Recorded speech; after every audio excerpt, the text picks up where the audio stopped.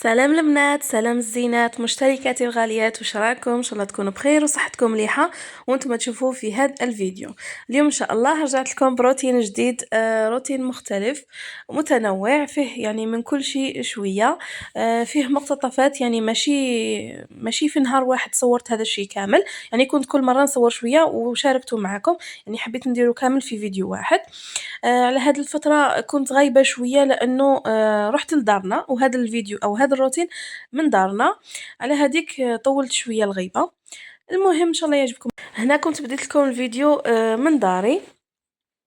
لهنا كنت مع العشية، يعني كنت غسلت الماعن هادوك تاع العشاء، نيطويت الحالة، يعني الحالة كانت نظيفة، نقية يعني، نفوت عليها غير شوية هكذا مسحة خفيفة، ونفوت تاني يعني على البوطاجي والكويزينيير، ونزيد نفوت شوية هكذا نشاف برك على الأرض، يعني كانت مسيقة ومفروزة ممسوحة.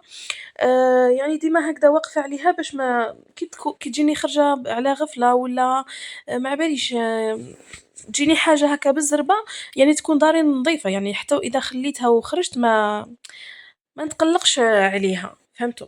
وزيد كي نكون رايحة وراح نخلي راجلي لهنا وحاجة باينة، راجلي ما يعرف لا يسيق لا يمسح لا والو، أكيد راح ننظف الحالة مليح مليح باش نخليها له نظيفة، باش كي نروح ونرجع على الأقل نلقاها مليحة، ماشي تكون ديجا مغبرة ورايحة فيها. من بعد لهنا رجعت راح نوجد الفاليزة، يعني راح ندي فاليزة صغيرة برك، وندي حوايج خفاف ما نكترش، يعني أنا ديما كي نروح خفيفة، بصح كي نجي مولية على بالي يعني حتى وإذا درت في راسي إنه مانيش راح نشري حاجات ولا نجيب حاجات، ماما تسيف عليا تقول لي ادي هادي وهادي خصاتك وهادي ليك وهادي لعجوزتك، وزيدي روحي اشري هادي واشري هادي، نرجع محملة، يعني على بالي كامل الأمهات كيف كيف ماشي غير ماما. المهم هنا بديت نستف، درت هكا زوج جبات ولا طقم الصلاة، هذاك الحجاب تاع الصلاة حاجة باينة، وهذيك الماليت الصغيرة درت فيها شوية مكياج والآخر، هذا ما كان، ولي برودوي اللي نستعملهم، ورحنا حكمنا الطريق ورحنا هذه مع الصباح بكري دي مارينا هكداك، وما لحقناش بكري، درنا روطار بزاف، موالفة نلحق مع 12 ولا الوحدة هكداك تاع الظهر، هاد المرة لحقت 3 تاع العشية، يعني درنا روطار بزاف، مي معليش المهم لحقت، هداك هو الصح. من بعد لهنا قلت لماما يعني ما كان له الغدا، يعني ديريكت نحطو قهوة حليب، من بعد العشاء يعني ديريكت نخلوه للعشاء. وهذا هي الكاطو اللي كانت خباته لي من كاطو العيد اللي كانوا خدموه، قالت لي يعني حتى وإذا كان طولتي ما جيتيش معليش نخبي لك الكاطو نتاعك حتى تجي وتاكليه. لهنا كانوا داروا تشارك، لي صابلي، مشوك، بقلاوه، المقروط، يعني داروا الله يبارك انواع بزاف. حتى راجلي بدا يعاير فيا، قال لي الكاطو اللي دارتو ماماك واختك خير من تاعك، يعني داروا انواع بزاف، اذواق بزاف، يعني جا مليح خير من تاعي، يعني انا هاد العام ما كترتش بزاف، موالفه انا نكتر وندير اشكال وانواع وبريستيج وما بريستيج ونبدا نزوخ عليهم. اي هاد المره تعكست لي الحكايه. من المهم قلت لهم يا اخي المهم ماما واختي اللي داروه، المهم حاجه بنينه، وحتى انا عجبوني يعني جاو بزاف هايلين. وانا الاساس تاعي اصلا يعني تعلمت من عند ماما، ماما عندها شغف تاع الحلويات، يعني تحب بزاف تخدم الكاطو، يعني الكاطو ساك ولا لي طارت ولا، يعني المهم اختصاصها وشغفها كامل الكبير كامل في الحلويات، والاساس تاعنا انه تعلمناها كامل منها، على هذيك هي تحب تكتر وتتفنن، وحنا كامل تعلمنا منها، يعني كي انا كي خواتاتي. المهم بعد ما تقهوينا رجعنا لهنا للعشاء، انا قلت لماما ما تعبي روحك ما والو، ديري حاجه خفيفه هذا ما كان، قالت لي لا، قالت لي لازم ندير ونعمر ونحط هكذاك وتحس روحها ما دارت ما والو، انا قلت لها شوفتك هي الصح. لهنا كانت حطت لنا العشاء، دارت شوربه فريك، دارت طاجين جلبانه هذا بالبرولي تاع الدجاج والمرصوه تاع الدجاج، كانت راح تحمرهم، لهنا مازال ما حطتهمش، ودارت البوراك السلطه الحميص والمطلوع نتاعها. المطلوع نتاعها يجي خفيف يهبل يجي روعة، يعني ما تحسلوش تاكل زوج مطلوعات 3 هكداك وما تحسلوش. وكنا تلمينا كامل وتعشينا والحمد لله، وربي يديمها ان شاء الله علينا وعليكم، ويديم هذا النعمة، وان شاء الله ديما نبقاو ملمومين هكذا ونشوفوا احبابنا واللي عزاز علينا. ولهنا بعد يومين ولا 3 من اللي ريحت في دارنا، حبيت نشارك معكم، حبيت نصبغ شعري يعني، فحبيت نشاركها معكم هذه تاني. أنا شعري يعني ديما نخليه طبيعي، هو لونه الأصلي أسود، فحبيت نبدلو شوية، يعني ديما غير في الأسود، في الأسود، يعني مليت منه شوية فقُلت نبدلو. جبت هاد الصبيغة، راح ندير ميلونج تاع 3 أرقام أو 3 ألوان، يجي اللون تاعو ما بين العسلي والذهبي، يعني في هاد في النُص يعني. بديت هكذا نخلّط في الصبيغة. أنا يعني شعري ما نخلّطلوش بزاف ونخاف عليه بزاف، لأنه نحب نطوّلو ونحب نحافظ عليه ويكون صحّي، فما نخلّطلوش بزاف الصبيغة، ما درتلوش ليماج حتى في عرسي ما درتلوش ليماج، ما درتلوش بالياج. يعني حتى وكي درت له لون موحّد، جاب لي ربي درت له ماشي نوار، درت له مارون، مارو شوكولا ولا في هاد الجوايه، يعني في المارو برك، يعني كان أفتح من شعري بدرجة واحدة ماشي باين مختلف بزاف. فهاد المرة قُلت نبدّل شوية، حبيت ندير low light، ماشي بالياج وماشي ليماج، يعني يجي في النُص، يجي سبلات يكونوا بلون والشعر الباقي يكون بلون، بصح سبلات ما يكونش خشن بزاف ما يكونش رقيق بزاف، فهمتوني؟ المهم حبيت نغيّر شوية. خلّطت لهنا الصبيغة درتها، من بعد لهنا كنت خرجت أنا وأختي، هي يعني كانوا خاصينها حاجات حبّت تشريهم، أنا تاني خرجت باش نشري الماسك لي برودوي لحماية الشعر المصبوغ، وكان تاني عيد ميلاد تاع أختي الصغيرة، فحبينا تاني نخرجوا على جيه باش نشرو حاجات لي خاصينا باش نخدموا لها لاطار، ونشوفوا تاني واش كاين جديد ونشرو واش خاصنا، بالك حاجات يعني نكون مانيش دايرتهم في بالي مي كي نشوفهم نكون يعجبوني فنشريهم. المهم درنا هكا شوية، صورت لكم شوية تاني باش نتوما تاني تدو فكرة واش كاين، يعني بصراحة ما شفتش كاين حاجات جديدة بزاف، مي صورت لكم هكا شوية باش نتوما تاني تتفرجوا معايا. حبيت نجاوب على واحد الأخت كانت حطت لي في الفيديو اللي قلت فيه عجوزتي سخفت على حاجات وطيبتهم لها، قالت لي تبان عجوزتك متسلطة وانتيا تلحلحي لهم بزاف. شوفوا البنات، انا راني نمشي مع عجوزتي على حسب الاصول وعلى حسب كيفاش ربتني ماما. انا ماما من النوع اللي ما تحبش زعما واحد هضر لها على ماكله ولا تشهى ماكله وما ديرهالوش، ما تحبش ما تشهيش بنادم في حاجه، اي واحد يقول لها على حاجه لازم ديرها له، وزيد تقول لي هذه الخدمه ما تضرش، يعني ماهيش راح تاثر عليك ولا تتعبك ولا تهلكك، يعني عادي كيما راكي طيبي لدارك يعني ديري بزياده وشهي هذاك البنادم.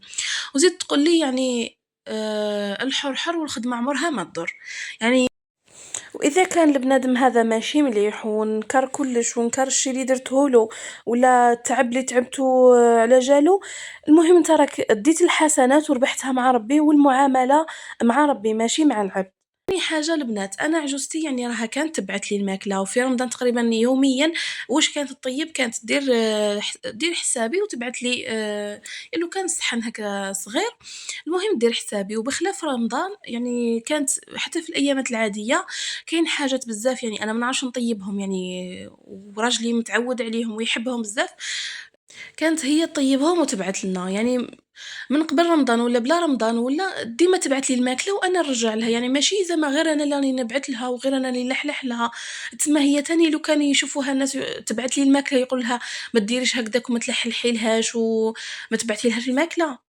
وعمركم لا تحكموا على حاجة غير من نظرة واحدة أو من طرف واحد، لأنه الموضوع ماهوش راح يبان لكم غير من مقطع واحد أو من فيديو واحد، هذه هي. وزيد في الأول وفي الآخر شوفوا مول النية دايما رابح. هذه كانت الحاجة دايما تقولها لي ماما، والحمد لله مول النية ديما يربح ومعاه ربي. هذا كتوضيح فقط للأخت اللي حطت لي هذاك التعليق. المهم بعد لهنا بعد ما كنا كملنا شرينا واش خصنا، ريحنا تغدينا بالخف وروحنا للدار. من بعد لهنا باش نبدا نخدم في الجينواز. بالنسبه للوصفه تاع الجينواز راني كنت شاركت معكم اكثر من وصفه واكثر من طريقه، يعني بكامل من البدايه للنهايه تاع لاطارت هذيك. المهم لهنا أنا السرسو يعني صراحة نسيت شحال القياس نتاعو، المهم ما بين 28 حتى 30، درت فيه 10 بيضات، كنت فصلت الصفر عن البياض، طلعت البياض وحده حتى يدير لي هذاك منقار العصفور، يطلع مليح مليح. من بعد كنت درت معاه شوية رشة ملح، لافاني، السكر، السكر أنا ندير 25 غرام لكل بيضة و30 غرام فرينة لكل بيضة. من بعد ما ضربتها مليح نزيد لها الصفار هذاك نخلطو مليح. من بعد راح ندير لها الفرينة بالعقل ونخلطها بالعقل برك ما نهبطهاش. من بعد نحطها في السارسو هذاك طبعا بعد ما كنت درت له بابي كويسون والالومنيوم. ندخلها طيب ونخلي عليها تبات. من بعد الغدوة من داك درت الوسمو الكريمة درت لهنا تقريبا 3 كيسان تاع غبرة الشونتيي مع 3 كيسان ناقصين يعني 2 أصابع ناقصين تاع الماء ويكون ما بارد. نضربها مليح مليح ونخليها في الفريجيدار شوية. هذه قلت لكم الجينواز خدمتها العشية يعني كي روحت في الليل يعني وخليت عليها تبات الغدوة من داك باش قطعتها كيما راكم تشوفوا تجي بزاف طرية وهايلة. بالنسبة للشربات كنت خدمت درت كاس سكر مع 2 كيسان ماء ونخلي عليها تغلي. من بعد نخلي عليها تبرد باش نبدا نخدم بها. الكريمة بردتها غير شوية بديت نخدم فيها. بالنسبة للجينواز كنت درتها دائرية وقطعتها على 3. شربتها مليح درت الطبقة تاع الكريمة. من بعد بالنسبة للحشو قطعت الفراز مع الأناناس. ما درت لهم والو يعني هما وحدهم طلقوا الماء نتاعهم. من بعد ندير شوية كريمة فوقهم وباش تلصق لي يعني باش يلصقوا الطبقات. من بعد ندير الطبقة الثانية ونشربها كيف كيف هكذا حتى نكملها. من بعد ندير لها طبقة رقيقة تاع كريمة من فوق. نخليها في الفريجيدار تبرد شوية من بعد نعاود نخرجها باش نديكوريها. لهنا مولات العيد ميلاد هي اللي بغات لاطارت تكون بالواسمو بالاناناس والفراز. المهم حتى نكملها كامل بنفس الطريقة ونضغط شوية باش يلصقوا الطبقات في بعضهم. بالنسبة للشربات يعني شربوها مليح بصح ما تشربوهاش زيادة باش ما تجيكمش باش ما تطيحش. من بعد راح ندير لها طبقة تاع كريمة ونخليها في الفريجيدار هكذا باش تبرد مليح يعني تاخد وقتها في الثلاجة باش كي نجو ناكلوها تجي مليحة يعني ما تجيش هكذا سخونة ومش منسجمة. فهمتوا البنات؟ المهم ندير بالعقل بالكوبات. من بعد ندير وردات صغار هذا مكان وراح نزينها ثاني بنفس الفواكه اللي درتهم في الحشو اللي هي الفراز والاناناس. بالنسبة للكريمة هادوك 3 كيسان اللي قلت لكم عليهم يعني داروا لي الحشو والتغليف والتزيين هذا تاع الورد يعني وردات هكذا صغار. يعني ما زدتش طلعت كمية واحدة أخرى. ومن تحت تاني كنت درت لها وريدات صغار والتزيين من فوق كما راكم تشوفوا فراز واناناس. يعني تزيين سهل وبسيط ويعني شكله بزاف هايل باهي. كنت وجدتها مع الظهر خليتها حتى العشية يعني مور العصر باش كليناها يعني كانت خدات وقتها يعني بردت مليح وخدات وقتها في الثلاجة. من بعد لهنا كنا وجدنا قهوة حليب والفيتاج وهذاك هذوك الحلاوي والكاوكاو هذاك المعسل. يعني هذا الشيء كامل على جال الأطفال يعني لو كان لينا حنا الكبار نديرو غير هذيك لاطارت وحدها والعصير معها هذا ما كان. على جال الأطفال برك باش نفرحوهم درنا حطينا هادو معاهم. وهذا هو شكلها النهائي تجي بزاف هايله ودوكا نقسمها معكم تشوفوها. في البنات تجي بزاف بنينه وخفيفه. وهذه لاطارت حكايتها حكايه يعني كما قلت لكم اختي صغيره كانت باغيتها غير بالاناناس ماشي بالفراز ولا. لانه في عيد ميلادها الخامس كان في عمرها 5 سنين كنا خدمنا لاطارت كبيره بالكريمه البيضاء ومحشيه بالاناناس ومزينه من الفوق بالاناناس. فاختي يعني بقات لها ذكرى مميزة هاد لاطارت يعني في عيد ميلادي الخامس خدموا لي لاطارت كبيرة وبذوق الأناناس وجات بنينة بقات في ذاكرتها. احنا بالنسبة لينا الكبار عادي خدمنا لها لاطارت وعادي يعني وفي كل مرة كنا نخدموا لها لاطارت تاع عيد ميلادها مرات نديروها بالشوكولا مرة بكريمة بيضاء. يعني ما كناش نركزوا مي هي في كل عيد ميلاد راها دوكا في عمرها 10 سنين. ايماجينو من العمر 5 سنين لحد 10 سنين وهي في كل عيد ميلاد تقولنا ديروا لي تاع الاناناس لانه مازالت في ذاكرتها ومازالت متفكرتها. يعني بحاجات بسيطة تقدروا تخلوا ذكريات مليحة عند أطفالكم يعني ما تستهينوش بهذه الحاجات. احنا كما قلت لكم احنا في راسنا يعني عادي لا طارت عادية كليناها وفرات راحت. ما هي لحد الآن تتفكر فيها وجايتها ذكرى بزاف شابة يعني كي تهضرنا عليها تفرح يعني عينيها يلمعوا.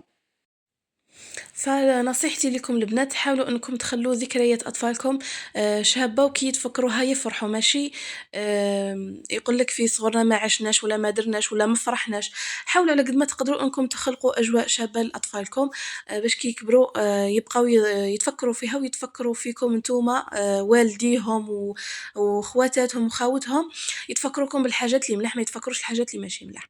وتقدروا بابسط الاشياء، يعني كمثال يعني لاطارت تاع العيد ميلاد عادي تقدر ديري مسكوتشو نورمال، تزينيها بشوكولا وديروا له حبات فراز ولا اي نوع فاكهه. المهم تخلقي هذيك الاجواء تاع ذكريات الشابه. المهم البنات، وهذا هو الفيديو تاعنا اليوم، ان شاء الله كنت خفيفه ظريفه على قلوبكم وتكونوا استفدتم من الفيديو. واذا كان عجبكم وحبيتوا تشوفوا مشترياتي، خلوا لي في التعليقات نشاركها معكم في الفيديو الجاي ان شاء الله. باي باي، مع السلامه.